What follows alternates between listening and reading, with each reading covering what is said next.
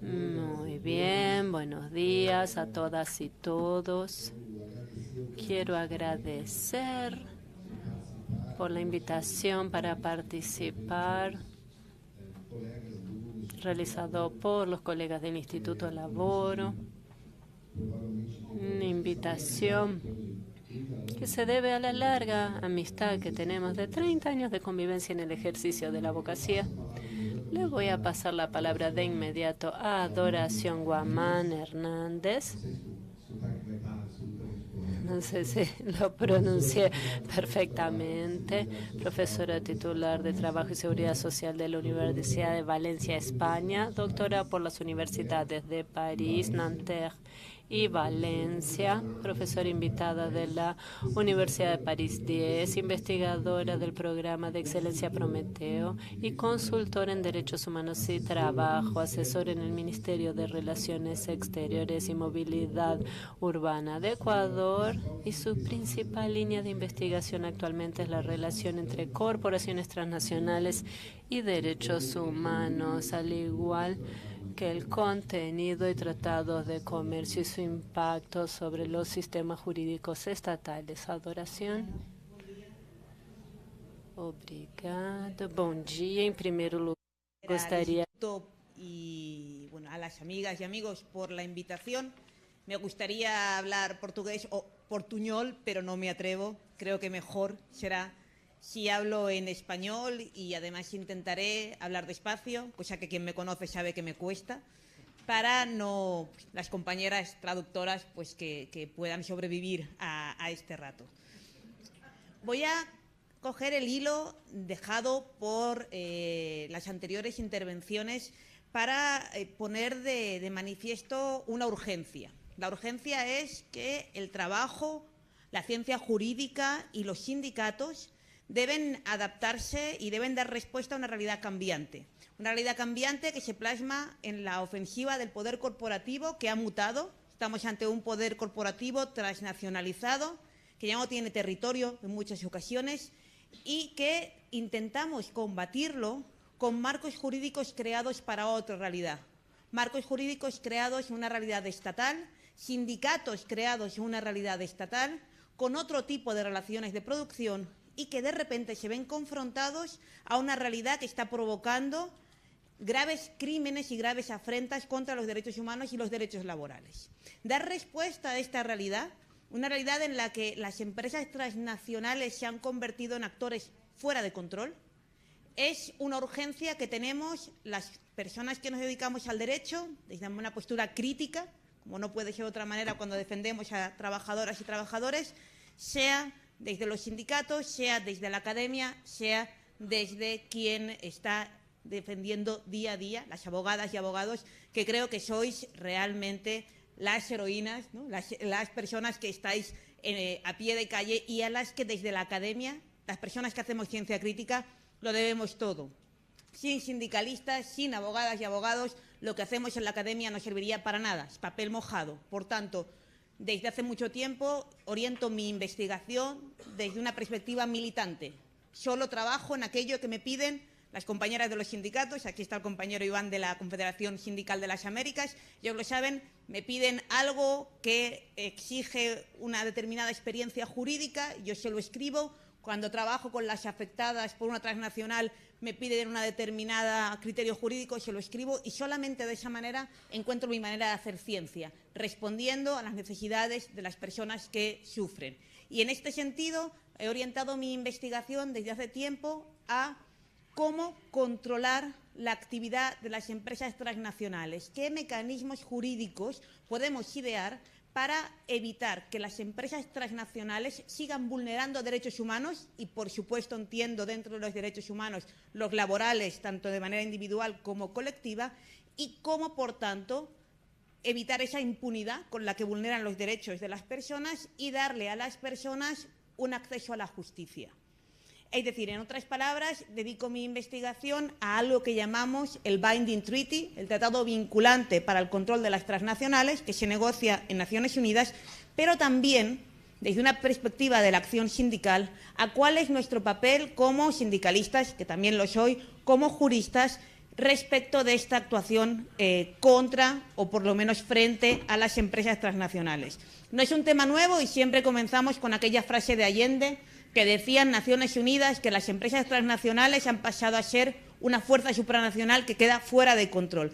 Y es verdad, lo que pasa es que han refinado su estrategia, ya no apoyan golpes de Estado de manera explícita, como hicieron en Guatemala o como hicieron en Chile, pero siguen realmente matando a gente.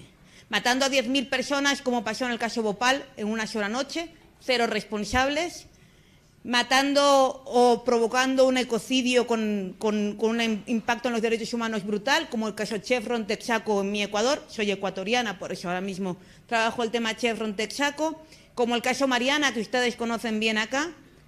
Si repasamos estos casos, estamos viendo cómo las empresas transnacionales impactan sobre los derechos humanos y el final del caso es siempre similar: 0 responsables. Ustedes que son abogadas y abogados saben que hoy significa impunidad absoluta y saben la dificultad cuando intentas defender a una de las víctimas, cómo se suceden dificultades a efectos probatorios, a efectos de levantar el velo corporativo, a efectos de intentar aprender el sujeto transnacional que se mueve.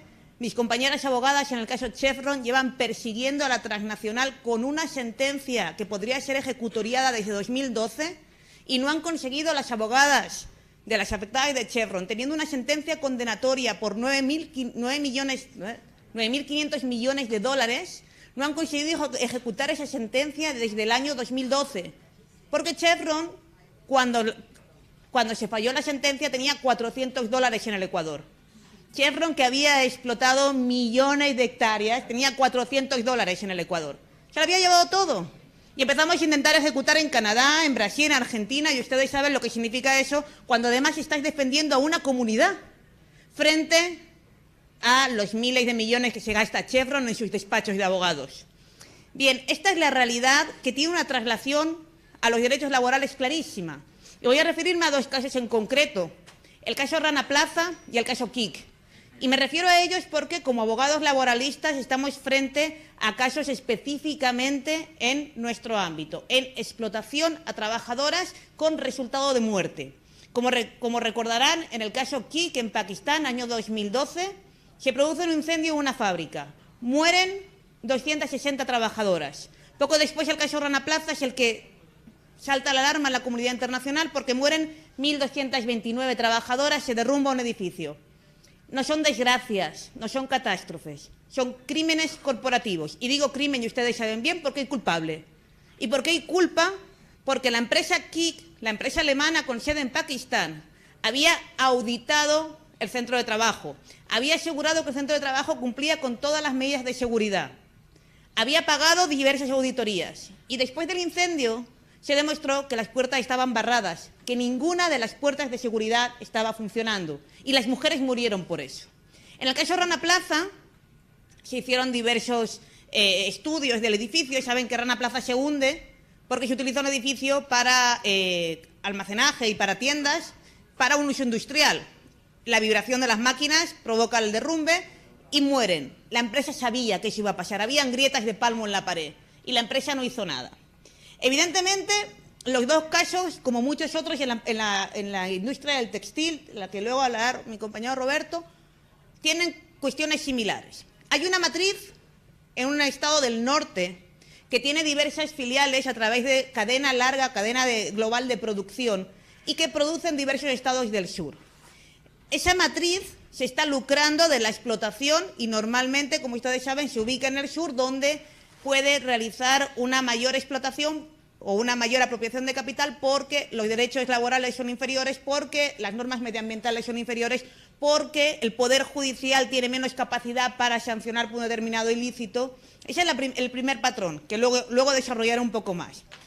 El segundo patrón es que en los últimos años todas las empresas transnacionales parecen haber adoptado una suerte de códigos de conducta, realizar auditorías, están tiñéndose de una pátina de ética. Pero la ética luego no se traduce en un real comportamiento de cuidado. Y aún así, después de Rana Plaza, luego nos lo contará también Roberto, se firman acuerdos sobre seguridad y salud. Pero si empezamos a hablar de lo que realmente también importa, que es la relación capital-trabajo, nos damos cuenta que en ningún caso ha habido una variación de las condiciones de explotación de las trabajadoras del textil. Siguen trabajando más de 12 horas diarias, sigue habiendo trabajo infantil, sigue habiendo trabajo nocturno y los salarios siguen siendo de miseria. Está muy bien cuidar las condiciones de salud y de seguridad en el trabajo, pero realmente la relación capital-trabajo no cambia. Estamos hablando de algo que la OIT llama esclavitud moderna y que debe empezar a entrar en nuestro vocabulario como juristas. La esclavitud moderna actualmente, en el año 2016, afecta a 24 millones de personas, casi 25, y ya no solo trata.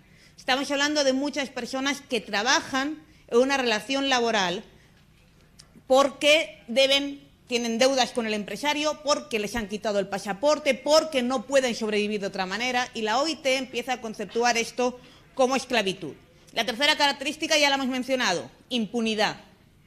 Impunidad, no hace falta que desarrollemos el término, pero significa que las empresas no responden y que cuando responden lo hacen por procedimientos extrajudiciales de compensación económica. Y frente a una muerte o a un crimen de esta categoría, una compensación económica no es una reparación. La reparación, además de económica, debe de ser jurídica y debe de llevar una condena al culpable. Bien, esto ha sido objeto de numerosas discusiones en el ámbito de Naciones Unidas. No estoy diciendo nada que no digan numerosos informes de Naciones Unidas. Y lo que voy a hacer a partir de ahora es, sobre este escenario, dividir mi intervención en tres partes. En primer lugar, analizaré brevemente los actores en contienda. Es importante saber contra quién combatimos, qué es una empresa transnacional, difícil, pero vamos a intentarlo. Fundamentalmente, qué es una cadena global de producción. ¿Qué están haciendo los Estados? ¿Contra qué normas estatales también estamos batallando? ¿Cuáles son los marcos de regulación surgidos al hilo de esta contienda derechos humanos empresas? Y luego, ¿dónde se estructura la acción sindical y los acuerdos marco internacional? ¿Cuál es nuestra vía para utilizar estos acuerdos marco? En primer lugar, la realidad que conocemos. La gran empresa fordista ha mutado, es una organización en red, descentralizada, deslocalizada, y este comportamiento empresarial está deliberadamente dirigido a rebajar los costes. La desterritorialización se orienta a un comportamiento de dumping social, humano, ambiental, para rebajar costes. Lo que sucede es que las empresas directamente se desvinculan del territorio y se desvinculan también de cualquier tipo de vínculo o de unidad, incluso emocional, con todo lo que tenga que ver con ese territorio, con los trabajadores. El otro día en España teníamos un ejemplo en Asturias, una empresa, Alcoa, una empresa de acero, se asienta en Asturias durante muchos años porque además el gobierno le concede una subvención en la factura de la luz. Cuando se acaba esa subvención, la empresa se va, dejando miles de trabajadores sin empleo. ¿Qué se puede hacer? Nada, absolutamente nada, porque el gobierno de derechas jamás condicionó la subvención a una suerte de permanencia en el territorio. La empresa tampoco genera ningún vínculo con el territorio, sencillamente le da lo mismo. Por mucho que salgamos a protestar a la calle y hagamos huelga, que estamos los sindicalistas de comisiones obreras apoyando la huelga, convocando a la huelga, sabemos que no se puede hacer nada si no ha habido una acción previa de sujetar las empresas a los territorios. Pero las cadenas globales de producción, esta descentralización en red, lo que provoca es eso. La empresa puede moverse y utiliza esa movilidad para varias cosas. En primer lugar, esa movilidad significa un alargamiento paulatino de la cadena global de producción. Y aquí sí que quiero entrar un momento en una cuestión terminológica. La OIT no utiliza la expresión cadena global de producción, utiliza cadena de suministro. ¿Por qué utilizo cadena global de producción? Por culpa de la Confederación Sindical de las Américas y un largo debate en el cual optamos por un concepto que es más amplio. Cadena de suministro es un concepto más reducido y puede dejar partes de la generación de valor fuera del concepto. Cadena global de producción es lo que queremos poner como concepto más amplio que nos permite aprender la totalidad de la producción, desde el concepto del producto, desde la siembra del algodón hasta la venta, postventa del producto final. Pero el objetivo es el mismo, sea como sea el término, que es la desterritorialización. Y ahí voy a seguir un análisis del profesor Antonio Bailos, que sé que ustedes lo quieren y además es mi maestro, que lo que nos afirma, y con la sutileza que le caracteriza, es que la desterritorialización permite la elusión de los marcos normativos, ¿cierto? Yo me desterritorializo allí donde los marcos normativos son menos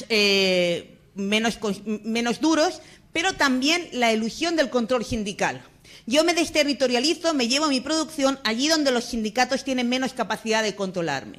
Y esto es un ataque directo a la capacidad sindical y al poder sindical de controlar. Así que, por un lado, nos emancipamos del ius, del derecho nacional, y, por otro lado, nos independizamos de cualquier tipo de marco de negociación colectiva que pueda haberse dado, por ejemplo, si produjéramos en Europa o si produjéramos exclusivamente en Brasil. Por último, esto está generando una aceleración o un aumento de esta división internacional del trabajo, porque las economías, los países con economías emergentes, estoy pensando fundamentalmente, por ejemplo, en la zona andina, que conozco bien, la zona andina o la zona caribeña, se están situando en la cola de estas cadenas, manteniéndose en una situación de, sencillamente, productor de commodities, de mano de obra barata y de productos, y manteniéndose en el extractivismo o en la producción de banano, camarón, etcétera, si miramos a Ecuador. Es decir, cero valor agregado, sencillamente mano de obra y producción barata.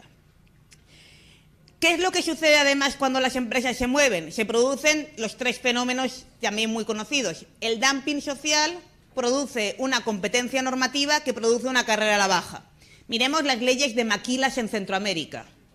Cuando las empresas se mueven libremente de un país a otro de Centroamérica, lo hacen porque buscan la ley de maquila que más les convenga.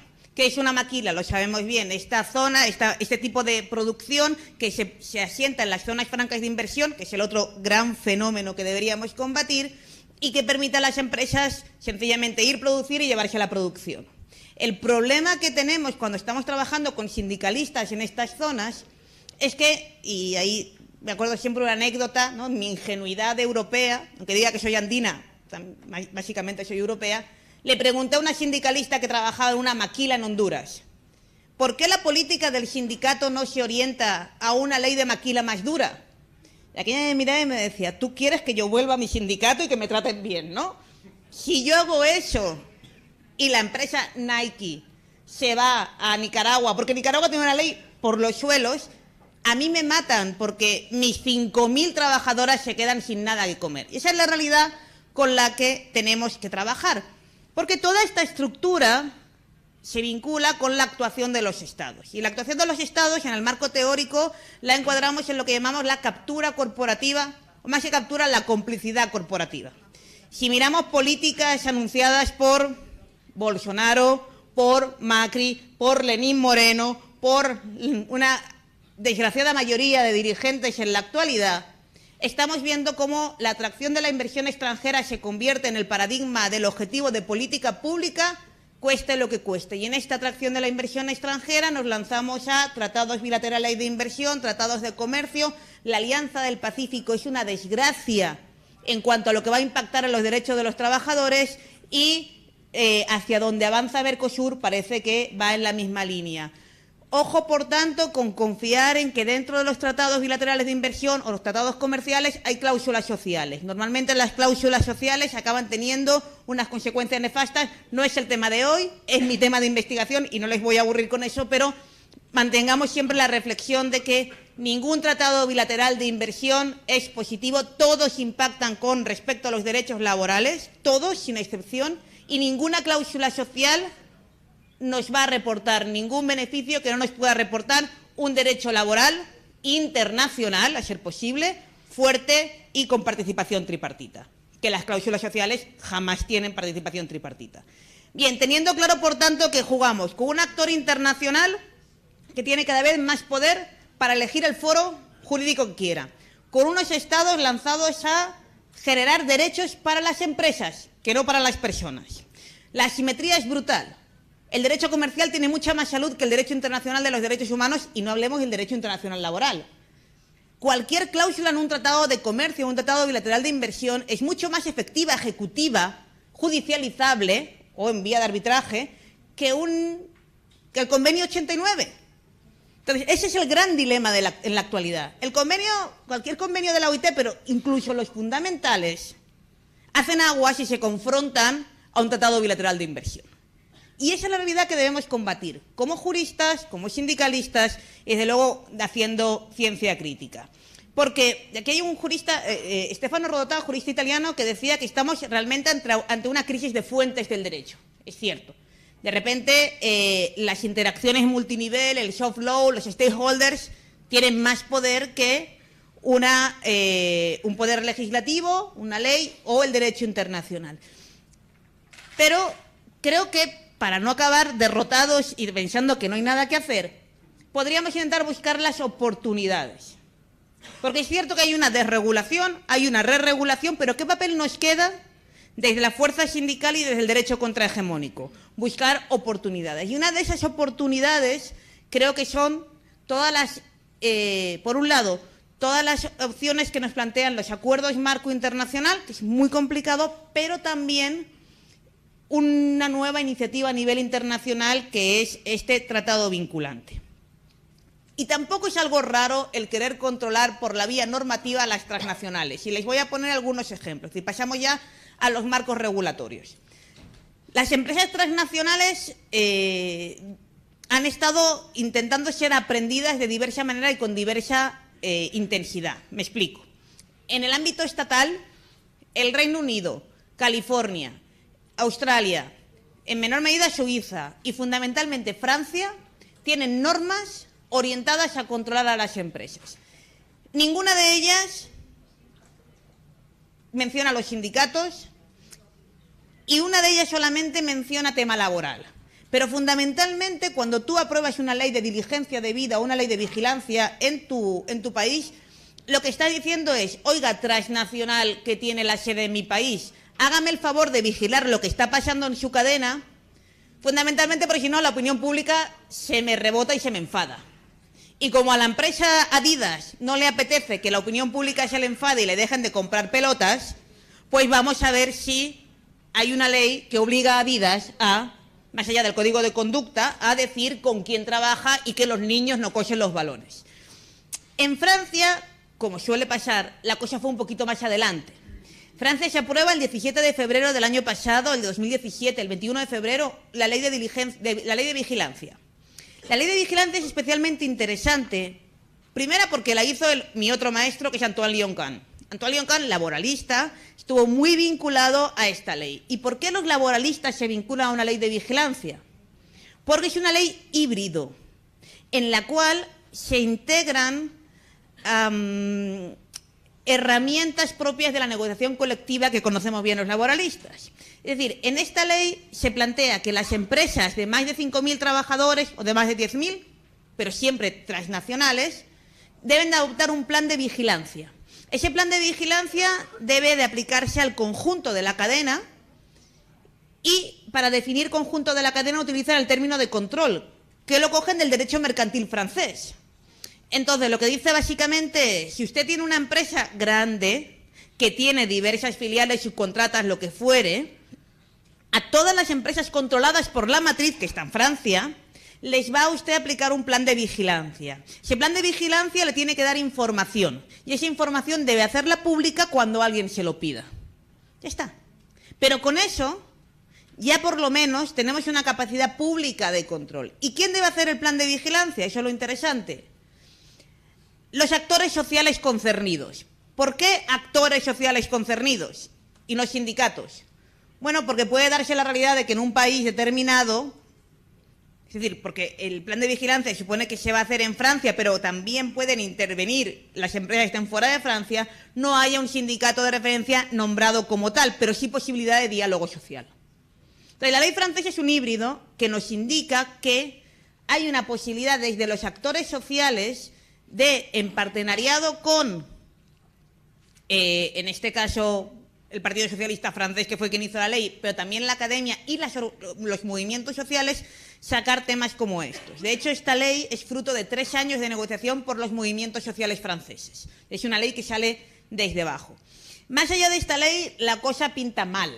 Más allá de esta ley, la Unión Europea tiene un par de iniciativas y en el ámbito internacional tenemos, por un lado, la OCDE con las guías de diligencia. Tenemos, por otro lado, Naciones Unidas, con diversas iniciativas y, fundamentalmente, los principios rectores, que son 31 principios voluntarios que obligan a estados, empresas, recomiendan a los estados que protejan, respetan y promocionen los derechos humanos, a las empresas que respeten y que se establezcan vías de control y reparación, pero no hacen nada más, no son vinculantes. Y luego está la OIT, y ahí me voy a parar un momento, porque creo que es importante utilizar la OIT un poco más de lo que lo hacemos, o por lo menos exigir a la OIT que cumpla con lo que dice, porque algo ha dicho de esto. La OIT tiene una declaración tripartita de principios sobre empresas transnacionales y política social de carácter voluntario de hace 40 años. Esto se ha venido actualizando y se actualiza por última vez en 2017. Pero junto con esto, que tampoco dice mucho, sí, que se tienen que cumplir los derechos laborales, los principios fundamentales, etcétera, en el año 2016, y gracias a los sindicatos, se empieza el debate sobre trabajo decente en cadena mundial de suministro. Y aquí empieza un debate muy interesante, porque a pesar de que el principio del informe es las cadenas de suministro generan empleo, cosa innegable, las cadenas de suministro generan empleo, cierto, nadie dijo qué tipo de empleo, pero generan empleo. Lo que luego dice el informe son los peligros de estas cadenas de suministro. Y el informe es interesante porque explicita el grado de explotación, el grado de ataque contra el trabajo decente, la especial afectación a las mujeres, los problemas de las zonas francas de inversión, los problemas de las maquilas, todo vinculado a las cadenas de suministro. Como dice un informe de la CSA muy recomendable sobre el tema, no es que el trabajo decente, el trabajo indecente no existiera antes de las cadenas, claro que existía, pero las cadenas lo exacerban. Y esta exacerbación está puesta de manifiesto en un informe de la OIT, que además en 2017 recibe otro informe de seguimiento donde dice que los acuerdos marco internacionales deben ser apoyados por la OIT para conseguir paliar el problema de las cadenas de suministro. Vamos a pararnos, por tanto, aquí. ¿Es verdad esta afirmación? ¿Los acuerdos marco internacionales pueden ser una herramienta para intentar frenar los crímenes corporativos e intentar que dentro de las cadenas de suministro se promocione el trabajo decente? Bueno, yo, en principio, cuando empecé mi investigación no era demasiado fan de los acuerdos marco internacionales porque generan muchos problemas. No estamos hablando de la negociación colectiva, de un convenio colectivo que tenga una exigibilidad, donde hay dos partes legitimadas y que además hay un marco jurídico. Estamos hablando de otra cosa, pero estamos hablando, ante todo, de diálogo social. Entonces, aquí me parece que hay que revisar, o por lo menos yo he intentado revisar mi postura y, fundamentalmente, entender los acuerdos marco como una oportunidad. Una oportunidad que dice claramente que la responsabilidad social empresarial es una falacia que no funciona. Y permítanme citar de nuevo a Antonio Bailos cuando dice que un código de conducta no es más que la asunción unilateral de un imperativo moral de la empresa que en realidad depende únicamente de su voluntad y que, si bien potencialmente los códigos de conducta podrían significar un cambio, la realidad es la contraria. Es más, en muchos casos un código de conducta lo único que hace es limpiar la imagen de la empresa. Por tanto, hay que rechazar que estos códigos nos sirvan para algo porque además incluso son dañinos en ocasiones y que hay que apostar por otra cosa, que son los AMI, los acuerdos marco. Porque mientras el código de conducta ignora completamente el conflicto capital-trabajo, un acuerdo marco se basa en el reconocimiento del adversario o del que está enfrente, que es el sindicato. Y por ese reconocimiento del sindicato creo que son importantes los acuerdos marco. Los acuerdos marco tienen muchas definiciones. Fundamentalmente son acuerdos suscritos entre sindicatos internacionales, federaciones, yo creo que también deberían explorarse desde los regionales, y la dirección de empresas transnacionales. El contenido es muy variado porque tenemos acuerdos marco desde los primeros de Danone en Francia de los años 90. Pero últimamente estamos asistiendo a una proliferación, según la base de datos de la OIT que la acabo de mirar, hay unos 350 acuerdos en vigor y además su contenido se va ampliando. Hay dos tendencias. Por un lado, los acuerdos marco cada vez incluyen más menciones de los convenios OIT, no solamente de los fundamentales, sino también de otros. Y hay una tendencia que me parece especialmente relevante, que es cómo desde el acuerdo marco sindicatos y empresa delimitan su ámbito de aplicación.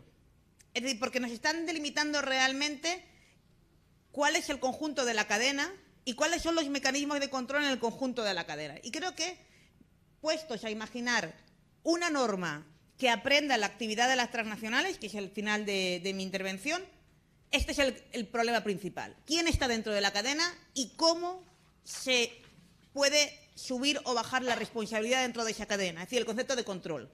Si yo no tengo claro cómo voy a vincular la responsabilidad de lo que hace un taller en Marruecos a la matriz que está en La Coruña, Inditex, si no tengo claro cómo voy a subir esa responsabilidad, en realidad cualquier norma va a ser vacía. Y los acuerdos marco me están dando precisamente eso. Definiciones planteadas por sindicatos y empresas de quién está dentro de la cadena y de cómo establecer esas relaciones de responsabilidad subsidiaria, solidaria, pero siempre con un término que puede ser control y cómo se define ese término de control. Así que en la actualidad podríamos decir que hay 4 características de los acuerdos marco, que es que todos tienen ya alcance global, es decir, hablan de cualquier, ahora veremos algunos ejemplos, de cualquier parte de la cadena de suministro, luego la definen, que están negociados por federaciones internacionales y mantengo como invitación a la CSA, las regionales podríamos plantearlo porque no hay ninguno en América Latina, todos vienen de matrices de Europa. La OIT está, es decir, los convenios de la OIT reciben refuerzo por los acuerdos marco, pero al revés no pasa. No hay ninguna norma de la OIT que actualmente esté realmente dando soporte jurídico al acuerdo marco, que esta es otra de las cuestiones que debería plantearse y que en el seguimiento de la resolución de cadena de suministro la OIT ya dice hemos de apoyar los acuerdos marco y además hay dinero y también otra cosa, aviso. La OIT tiene un proyecto, un programa con mucho dinero para establecer investigaciones sobre acuerdos marco internacional, con lo cual hagamos algo. Y al final, la ausencia de América Latina en la experiencia de los acuerdos marco, que también es otra de las cuestiones que deberíamos ver. Bien, yendo a lo que a mí más me preocupa, que son los problemas de los acuerdos marco, encontramos la primera cuestión, ¿quién negocia y qué legitimidad tiene? Creo que es una de las cuestiones básicas. ¿Quién tiene legitimidad para negociar un acuerdo marco en la cadena de producción de Inditex? Pues en primer lugar, empezó la negociación los compañeros de comisiones obreras por cercanía y siguió Industriol. Bueno, el de antes Industriol y ahora Industriol. Pero esa es una de las cuestiones. Va a negociar un sindicato internacional que desde luego no va a tener presencia en todas las empresas de la cadena y hay que aceptarlo. Estamos negociando de ahí de arriba para el conjunto de lo que hay abajo. Pensar en buscar una representación en todas las empresas de la cadena hasta el último taller en Bangladesh nos implicaría una limitación completa de esto. Por tanto, la legitimación vamos a tener que confiarla hacia arriba. El ámbito de aplicación es mi obsesión. ¿Qué dicen los acuerdos marco? Por ejemplo, el acuerdo en la empresa Lumis Industriol dice que se aplica a las empresas controladas directamente por la matriz, pero no define control. El de Renault, cualquier empresa en la que Renault posea directa o indirectamente más de la mitad del capital social. En Thyssen, el acuerdo Thyssen Industrial dice en todo el mundo para todas las filiales. Es súper amplio, pero ahí deberíamos definir exactamente el concepto de filial. Peugeot va más allá, todas las filiales presentes y futuras. Por ejemplo, el Solvay dice que en caso de fusión, adquisición o reestructuración, todas las nuevas entidades van a entrar dentro del ámbito de aplicación del acuerdo marco. Entonces vemos que cada vez esto se va ampliando un poco más. Teniendo esto claro, que es todo lo que abarcan, ¿qué contienen los acuerdos marco? También es muy variado. Muchas veces nos quejamos, desde la postura crítica, de que los acuerdos marco contienen un suelo mínimo y de que volvemos a utilizar los convenios básicos de la OIT. Por contra, también se nos dice que el acuerdo marco se va a aplicar desde Alemania hasta Bangladesh, con lo cual intentar ir más allá es complicado. pero casi todos están empezando a integrar ya mecanismos de vigilancia y de transparencia. Y esto es fundamental. Y luego hay unas cláusulas que se vinculan con su exigibilidad que a mí me parecen muy interesantes. La obligación a quien quiera establecer relaciones contractuales de la matriz de aceptar las condiciones del acuerdo marco como condición ex ante para contratar con la matriz. Entonces ahí, si se consigue poner esa cláusula, es ya un avance, porque sabes que la matriz está obligada a exigir que cualquier dealer que produzca pantalones en Bangladesh debe de cumplir por lo menos las cuestiones básicas, salario mínimo, nivel Bangladesh, etcétera, etcétera. Así que ahí me parece que podemos tener también una vía de actuación. Y ahí recojo algo que yo misma he criticado muchas veces, que es la postura de un profesor de Sanguinetti, ¿no? Profesor catedrático de la Universidad de Salamanca, que siempre dice que en realidad los acuerdos marco y las empresas transnacionales son los actores que van a llevar el trabajo decente a las realidades del sur. Claro, yo al principio le decía, no, mire, el trabajo decente desde luego no va a venir gracias a las empresas transnacionales, pero desde luego, si alguien puede llegar a la realidad de un taller que fabrica pantalones en Bangladesh, es Zara. Y ahí hay que dar una vuelta y pensar cómo controlar Zara. Porque en muchas ocasiones estamos hablando de estados que vienen muy controlados por empresas que tienen el doble de su Producto Interior Bruto. Entonces, quizá, sin ser en ningún caso inocentes, sin pensar que el capital tiene otra voluntad que ampliar su tasa de ganancia, jamás, sí que podemos interactuar a efectos de hacer entrar dentro de estos acuerdos este tipo de compromisos. Bien, con respecto de la eficacia, y ahí viene el principal problema. Yo creo que luego podríamos hablar en el debate. ¿Cómo conseguimos acuerdos marco eficaces? Es decir, que puedan ser exigibles, más allá del pacto que tienen los sindicatos con la empresa matriz. Bueno, pues aquí va a depender de lo que la empresa quiera poner en las cláusulas, pero es donde hace aguas. ¿Qué podría hacerse? Bueno, lo que hemos propuesto, también gracias a la colaboración con sindicatos, es que haya una mención expresa de los acuerdos marco en esta norma que queremos impulsar en Naciones Unidas, que se llama Binding Treaty. Y paso al Binding Treaty para cerrar mi intervención. Cuando salta a la luz el caso Bhopal, 10.000 personas muertas en los años 80, cuando se empieza a producir y a evidenciar el desastre de Chevron o el caso Rana Plaza, las organizaciones sociales exigen un tratado vinculante. Las juristas exigimos un tratado vinculante, es decir, una norma internacional que consiga que las empresas tengan obligaciones en el ámbito del derecho internacional de los derechos humanos. Esto no es nuevo, en el año 2003 se casi aprueban unas normas en el ámbito de Naciones Unidas, pero siempre ha ocurrido lo mismo. Se negocia hasta que llega a Estados Unidos, llega a la Unión Europea, llega a Australia, llega a Japón. Aquí se acaba, nunca jamás vamos a aceptar una norma que pueda atacar a nuestras matrices. En el año 2014, por una extraña situación, que es un gobierno como el ecuatoriano, que en aquel momento tenía una política exterior que respondía a una determinada línea marcada en un proceso constituyente en 2009 y a una constitución, la de Montecristi, que dice claramente que la política comercial debe estar sometida a los intereses del pueblo y que las transnacionales deben responder a los intereses del pueblo. En esta coyuntura, el gobierno de Ecuador y su canciller, en partenariado con los movimientos sociales, recogiendo la opción de los movimientos sociales y apoyada por Sudáfrica, se les ocurre plantear en el Consejo de Derechos Humanos de Naciones Unidas, ¿por qué no creamos un grupo de trabajo que vaya persiguiendo este objetivo? Crear un tratado, un instrumento internacional jurídicamente vinculante sobre empresas y derechos humanos. Y lo que parecía imposible fue cierto. Aquella resolución, en julio del año 2014, se aprueba. Por poquito, 20 votos a favor y 14 en contra y 13 abstenciones, con la abstención de Brasil, con la abstención de México. En aquel momento, 2014, ya se estaban absteniendo, imagínense la postura actual. Pero conseguimos lanzar lo que las asociaciones y organizaciones de atingidas, no víctimas, atingidos, estábamos persiguiendo, que es que se negocie ese tratado en Naciones Unidas. Llevamos 4 rondas de negociaciones y el tratado ha ido cobrando una realidad, tanto en el ámbito de las organizaciones sociales, se está generando plataformas, la campaña contra la impunidad y por el tratado, la Treaty Alliance, se está generando un amplio conjunto de movilización en torno a esta propuesta. También desde la ciencia, cada vez hay más contribuciones en favor de esto y fundamentalmente en los últimos años del movimiento sindical, lo cual es un triunfo. Entonces, por una parte bien, porque el tratado se está convirtiendo en una quimera cada vez más cercana. Por otra parte, tras 4 rondas de negociaciones se ha producido lo evidente. Cada vez hay menos estados que apoyan este tratado.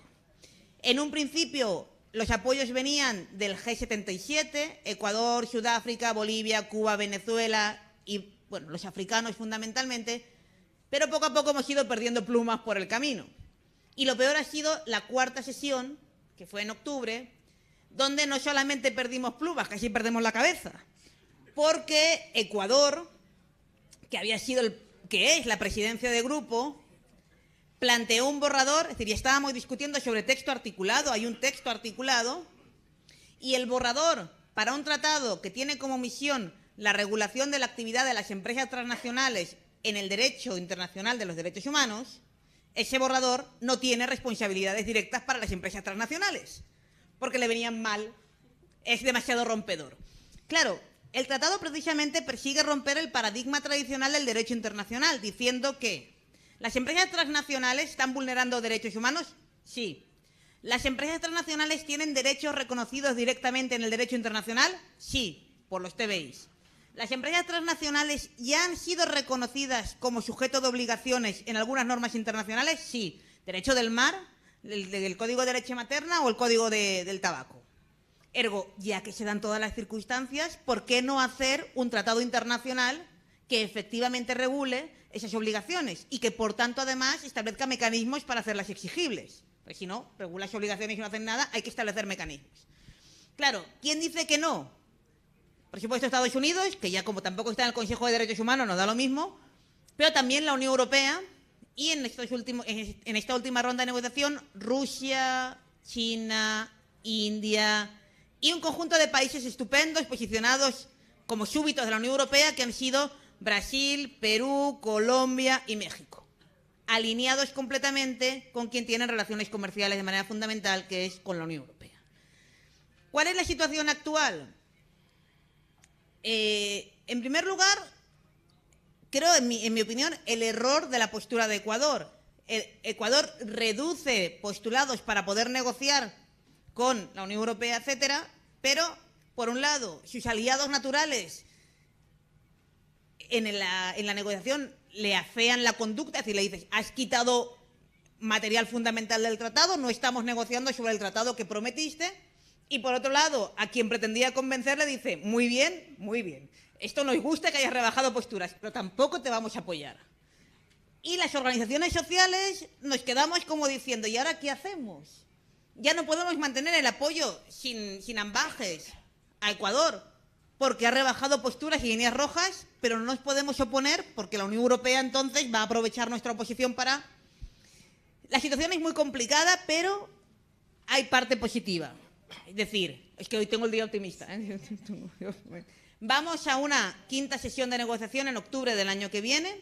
Tenemos nuevo embajador ecuatoriano en Ginebra, nombrado ayer, cual parece un tío majo. Bueno. Los sindicatos están casi 100%, diría yo, al 100% con la propuesta de la necesidad de esta norma vinculante, tanto la CSI como la europea como la americana, y la sociedad civil cada vez está más fuerte. Lo que necesitamos es juristas críticos que nos apoyen, y este es un foro estupendo para lanzarles el guante si cualquiera quiere apoyarse a hacer insumos, elaborar, porque realmente tenemos el debate permanente de el ámbito de aplicación, ¿todas las empresas o solamente las transnacionales? Yo creo que transnacionales, pero es un debate abierto incluso entre las ONGs. El término de control, ¿cómo vamos a bajar y subir la responsabilidad? ¿Qué es lo que vamos a entender como control? ¿Económico o capacidad de influencia? Y sí hay que ponerlo en el tratado. ¿Quién compone la cadena de suministro o la cadena global de producción? Hay que ponerlo en el tratado. ¿Qué mecanismo vamos a idear? ¿Abrir la Corte Penal Internacional a las empresas transnacionales? ¿Una corte específica? ¿Un comité? ¿Cómo ponemos el tema de prioridad de los derechos frente a los tratados bilaterales de inversión? El tema de género, porque hay una específica afectación de género. ¿Cómo vamos a manejar eso? empresas que están en territorios en conflicto, cómo vamos también a... Entonces, todas estas cuestiones ya no son meramente políticas, que básicamente sí, pero hay una cuestión técnica que necesita jurista de brocha fina. Y normalmente, como bien saben, los juristas de brocha fina los suelen tener los que están enfrente. Para acabar y cerrar ya, y prometo que cierro, cuando estábamos en las negociaciones, llegó la Organización Internacional de Empleadores. Siempre está con esta postura de es imposible obligar a las empresas en el derecho internacional no puede generar obligaciones a las empresas porque esto va contra nuestros derechos, contra nuestra libertad de empresa, todo esto.